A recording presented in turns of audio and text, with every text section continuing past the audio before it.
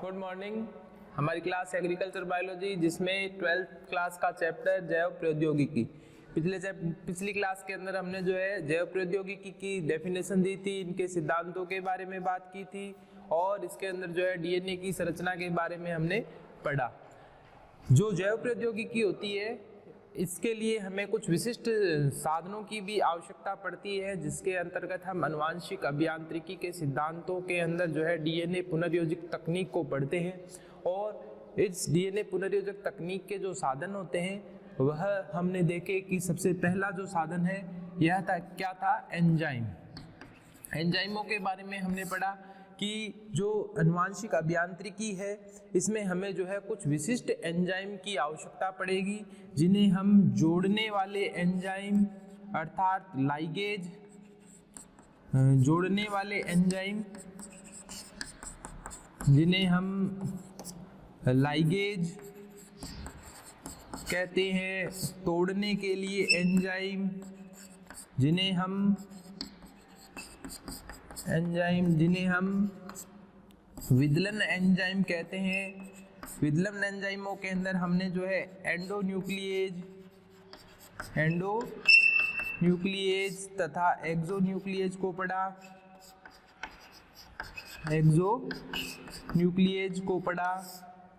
इसके अलावा हमने जो है संश्लेषणकारी एंजाइमों को पढ़ा। संश्लेषण का अर्थ है दोबारा निर्माण करना, जिनके अंतर्गत हमने जो है पॉलीमरेज, आरएनए पॉलीमरेज तथा रिवर्स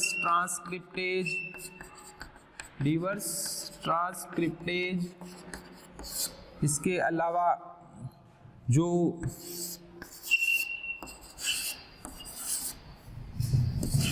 पांचवा नंबर था, इसके अंतर्गत हमने जो है क्षारीय फास्फेटेज एंजाइम को पढ़ा।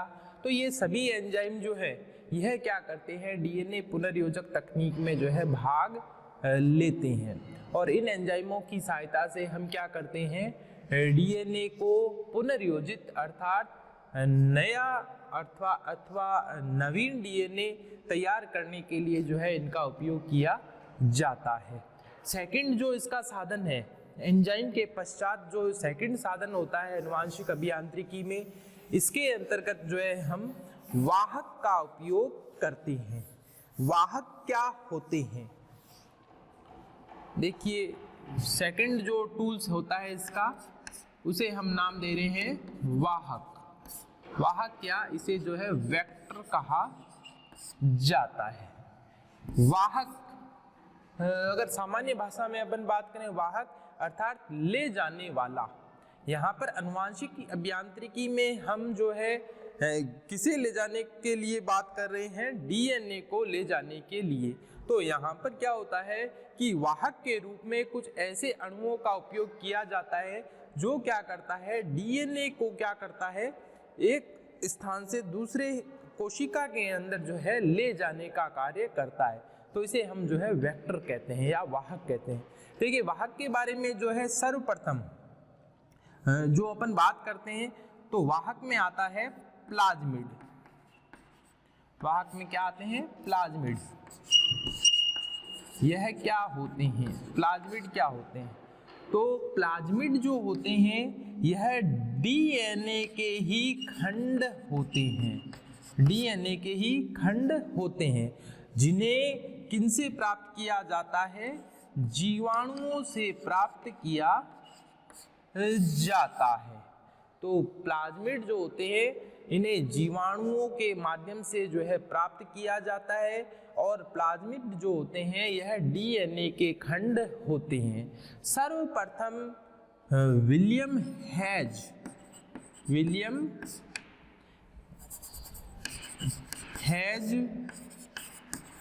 तथा लेडरबर्ग द्वारा जो है प्लाज्मिड की खोज की गई थी। तो इन्होंने ही जो है सर्वप्रथम जो है प्लाज्मिड को खोजा था और इन्होंने इसे जो है जीवाणुओं से जो है प्राप्त किया था। जीवाणु जो होते हैं सामान्यतया जैसे ई कोलाई जीवाणु है, ई कोलाई जीवाणु है, इसके अलावा जो है हीमोफिलस है, एग्रोबैक्टीरियम है, ये ऐसे जीवाणु होते हैं सामान्य रूप से पाए जाने वाले, जो क्या करते हैं, जिनमें क्या होता है कि यह प्लाज्मिड जो है पाए जाते हैं। यदि हम एक ई कोलाई जीवाणु की संरचना की बात करें,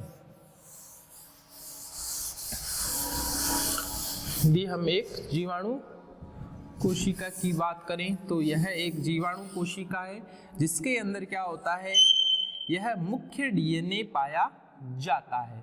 और इसके अलावा जो है इस जीवाणु कोशिका के अंदर कुछ मात्रा में जो है, इसके अलावा जो है इस कोशिका के अंदर जो है छोटे छोटे वृत्ताकार डीएनए अणु पाए जाते हैं, जिन्हें हम क्या कहते हैं, प्लाज्मिड कहते हैं। तो जीवाणुओं के अंदर मुख्य डीएनए के अलावा कुछ मात्रा में क्या होता है, वृत्ताकार या गोलाकार क्या होते हैं, डीएनए के अणु पाए जाते हैं, जिन्हें हम क्या कहते हैं, प्लाज्मिड कहते हैं। यह प्लाज्मिड जो है इस संपूर्ण जीवाणु कोशिका का क्या है, 2% भाग होते हैं। अर्थात ये संपूर्ण जो डीएनए, मुख्य डीएनए के साथ उस संपूर्ण कोशिका के अंदर उपस्थित संपूर्ण डीएनए का ये क्या होते हैं, 2% भाग होते हैं। और इनके ऊपर भी क्या होती है, आनुवांशिक सूचनाएं जो होती है वह पाई जाती है। आनुवांशिक सूचना इनके ऊपर भी होती है, परंतु इस कोशिका के अंदर इस प्लाज्मिड डीएनए के होने अथवा नहीं होने से इस कोशिका के ऊपर कोई प्रभाव नहीं पड़ता है। अर्थात अगर इस कोशिका से इस प्लाज्मिड को अलग कर भी दिया जाए तो भी क्या होगा कि इस कोशिका के ऊपर जो है इनके अनुपस्थिति का कोई प्रभाव नहीं पड़ेगा। जो प्लाज्मिड होते हैं यह जीवाणु कोशिका के अंदर लगभग जो है 2 से 100 तक की संख्या में पाए जाते हैं। 2 से 100 तक की संख्या में यह पाए जाते हैं। प्लाज्मिड जो होता है यह हमने कहा कि डीएनए खंड ही होता है, परंतु क्या होता है कि इनमें जो है स्वतंत्र रूप से प्रति या प्रतिलिपि बनाने की क्षमता इनमें जो है पाई जाती है। यह स्वतंत्र रूप से भी क्या करते हैं, अपनी प्रतिलिपियां जो है तैयार कर सकते हैं। तो अगर मुख्य डीएनए के साथ यह नहीं भी जुड़े हैं तो भी यह क्या कर सकते हैं, अपनी स्वतंत्र प्रतिलिपि जो है बना सकते हैं। जब प्लाज्मिड मुख्य डीएनए के साथ जुड़ जाता है, कई बार क्या होता है कि ये जो प्लाज्मिड डीएनए है यह क्या करते हैं, इस मुख्य डीएनए के साथ जुड़ जाते हैं और क्या करते हैं, पुनर्योजित डीएनए बना लेते हैं। तब इन्हें हम क्या कहते हैं, पुनर्योजित डीएनए कहते हैं। और इसके कारण से क्या होता है कि संपूर्ण जीवाणु कोशिका के लक्षणों में भी, आनुवांशिक लक्षणों में भी क्या आ जाता है, परिवर्तन आ जाता है। जब यह प्लाज्मिड मुख्य डीएनए के साथ जुड़ते हैं तो इन्हें हम जो है एपिसोम कहते हैं। अब ये क्या कहलाते हैं, एपिसोम कहलाते हैं। क्यों? क्योंकि यह क्या है, पहले मुक्त अवस्था में विद्यमान थे, परंतु ये क्या हो गए, मुख्य डीएनए के साथ जुड़ करके मुख्य डीएनए का भाग बन जाते हैं। तो इन्हें क्या कहा जाता है, एपिसोम भी कहा जाता है। प्लाज्मिड जो होते हैं यह क्या करते हैं कि जो जीवाणु कोशिका होती है उस जीवाणु कोशिका के अंदर रहते हुए ये क्या करते हैं, अपनी संख्या में वृद्धि करते हैं। जब इन प्लाज्मिड को पहचाना जाता है और जब इनका आनुवांशिक अभियांत्रिकी में उपयोग किया जाता है तो इसके लिए हमें इनका क्या करवाना पड़ता है, प्रचुरोद्भवन करवाना पड़ता है, या प्लाज्मिड का प्रचुरोद्भवन को प्रोलिफिकेशन कहा जाता है। Proliferation of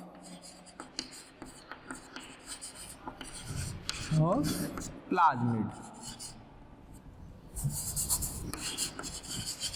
proliferation of plasmid, या इसे हम जो है प्लाज्मिड का प्रवर्धन भी बोलते हैं। प्लाज्मिड का प्रवर्धन, प्रवर्धन को एम्प्लीफिकेशन कहा जाता है। तो देखिए इसके लिए क्या किया जाता है कि जो जीवाणु कोशिका होती है, जैसे मान लीजिए ये जीवाणु कोशिका है, इसमें ये मुख्य डीएनए, इसके अंदर क्या है ये प्लाज्मिड डीएनए। अब क्या होता है कि इन्हें क्या किया जाता है, जब इनका प्रतिरोध भवन करवाया जाएगा तो प्रतिरोध भवन करवाने के लिए क्या करते हैं हम, इन जीवाणु कोशिकाओं को जो है क्लोरोफेनिकोल, क्लोरोफेनिकोल में जो है अभिरंजित करवा देते हैं। यहाँ पर जो है ये प्रवर्धन माध्यम है, प्रवर्धन माध्यम है, और इसके अंदर जो है ये क्लोरोफेनिकोल एक अभिकर्मक होता है, वह इसमें डाल दिया जाता है। तो यहाँ पर क्या होता है कि जीवाणु कोशिका जो होती है वह क्या है, प्रवर्धन माध्यम के अंदर जो है अपनी वृद्धि करती है, परंतु जैसे ही क्लोरोफेनिकोल अभिकर्मक डाला जाता है तो वैसे ही क्या होता है कि इन जीवाणु कोशिकाओं की वृद्धि जो होती है वह रुक जाती है। परंतु क्लोरोफेनिकोल के कारण से जीवाणु कोशिकाओं में उपस्थित जो प्लाज्मिड हैं यह क्या करते हैं, अपनी संख्या में जो है वृद्धि करते रहते हैं और अपनी प्रतिलिपियां जो है तैयार कर लेते हैं, जिसके कारण से इन जीवाणु कोशिकाओं के अंदर जो है क्या होता है कि प्लाज्मिड की संख्या जो होती है वह बहुत ज़्यादा क्या हो जाती है, बढ़ जाती है। ये अपनी संख्या क्या कर लेंगे, बहुत ज़्यादा बढ़ा लेंगे। और फिर क्या किया जाता है कि इस जीवाणु कोशिकाओं का क्या किया जाता है, एम्प्लीफिकेशन किया जाता है, और अभिकेंद्रण विधि के माध्यम से क्या किया जाएगा, इन जीवाणु कोशिकाओं को अपघटित किया जाएगा, और इन जीवाणु कोशिकाओं से क्या किया जाता है कि इन जीवाणु प्लाज्मिडों को जो है क्या कर दिया जाता है, अलग कर लिया जाता है। तो इस प्रकार से क्या किया जाता है, प्लाज्मिड को जो है जीवाणु कोशिकाओं से जो है प्राप्त किया जाता है। अब प्लाज्मिड जो है यह किस प्रकार से जो है सहायक होते हैं, तो देखिए प्लाज्मिड का उपयोग जो है हम कह रहे हैं वाहक के रूप में किया जा रहा है। अर्थात क्या होता है कि यहाँ पर प्लाज्मिड डीएनए को क्या किया जाता है कि जो वांछित डीएनए होता है उससे क्या किया जाता है, जोड़ा जाता है। क्या किया जाता है, जोड़ा जाता है। अर्थात क्या किया जाएगा, जैसे ये कोई प्लाज्मिड है, ठीक है, अब इस प्लाज्मिड के साथ क्या किया जाता है कि वांछित डीएनए खंड, यह वांछित डीएनए खंड, इसको क्या किया जाता है, जोड़ा जाता है, जोड़ा जाता है।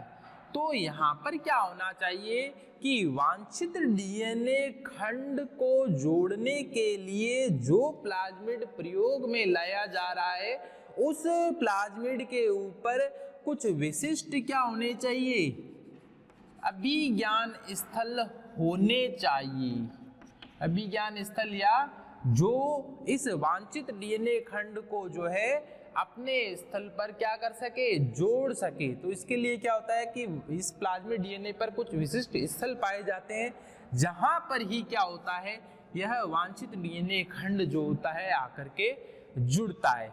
और इस अभिज्ञान स्थल को ही क्या कहा जाता है, ओरिजिन पॉइंट कहा जाता है, उत्पत्ति स्थल कहा जाता है। प्लाज्मिड जो होता है इसके ऊपर प्रतिबंधित एंजाइम जो होते हैं उनके लिए भी क्या होते हैं, प्रतिबंधित एंजाइमों के लिए भी क्या होते हैं, स्थल पाए जाते हैं, जिसके कारण से वह एंजाइम उसी स्थान पर क्रिया करते हैं और वांछित डीएनए खंडों को जुड़ने में क्या होती है, सहायता मिलती है।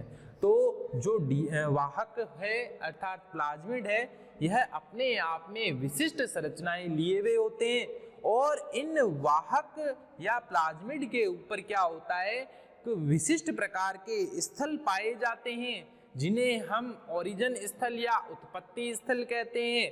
इसके अलावा क्लोनिंग स्थल कहते हैं, जहां पर क्या होता है, वांछित डीएनए खंड जुड़ करके अपनी प्रतिलिपियां जो है तैयार करते हैं।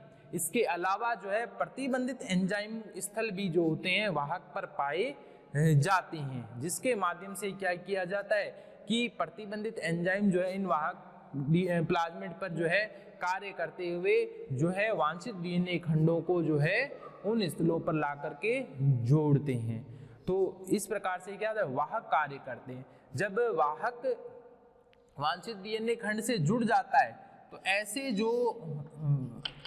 ऐसे जो नए डीएनए का निर्माण होएगा उसे ही हम क्या कहते हैं, पुनर्योजित डीएनए, पुनर्योजित डीएनए कहते हैं। प्लाज्मिड जो है यह क्या करते हैं, लगभग इनके ऊपर जो है एक प्लाज्मिड के ऊपर लगभग जो है 3 से 4 जीन पाए जाते हैं, 3 से 4 जीन पाए जाते हैं। और अपने को पता है जीन क्या करता है, आनुवांशिक लक्षणों का नियंत्रण करता है। एक जीन एक से अधिक लक्षणों का नियंत्रण भी कर सकता है। तो एक प्लाज्मिड के ऊपर लगभग 3 से 4 जीन जो होते हैं वह पाए जाते हैं। अर्थात जो प्लाज्मिड डीएनए है उसके ऊपर लगभग 3 से 4 जो जीन होते हैं उनकी सूचना जो होती है वह इनके ऊपर पाई जाती है। प्लाज्मिड जो है यह छोटे आकार के डीएनए अणुओं को जो है ले जाने में क्या होते हैं, सक्षम होते हैं। यह क्या करते हैं, छोटे आकार के जो डीएनए खंड है उनको यह ले जाने में क्या होते हैं, सक्षम होते हैं। इसके अलावा प्लाज्मिड जो है यह अलग अलग प्रकार के पाए जाते हैं। जैसे हम बोलते हैं R plasmid, TI plasmid, F plasmid. तो ये अलग अलग प्रकार के हो सकते हैं। टीआई प्लाज्मिड की हम आगे अगली क्लास के अंदर बात करेंगे कि यह क्या होता है। टीआई प्लाज्मिड का पादप अनुवांशिकी अभियांत्रिकी में जो है बहुत ज़्यादा उपयोग किया जाता है। नई पौधों या फसलों के सुधार कार्यक्रमों के अंतर्गत इस प्लाज्मिड का जो है अत्यधिक उपयोग होता है। क्योंकि यह ऐसा प्लाज्मिड है या ऐसा वाहक होता है जो पादपों के अंदर पादप जीन के स्थानांतरण में जो है सहायता प्रदान करता है। तो इन्हें इस टीआई प्लाज्मिड को भी हम जो है अगली क्लास में पढ़ेंगे। तो यह जो है वाहक होते हैं।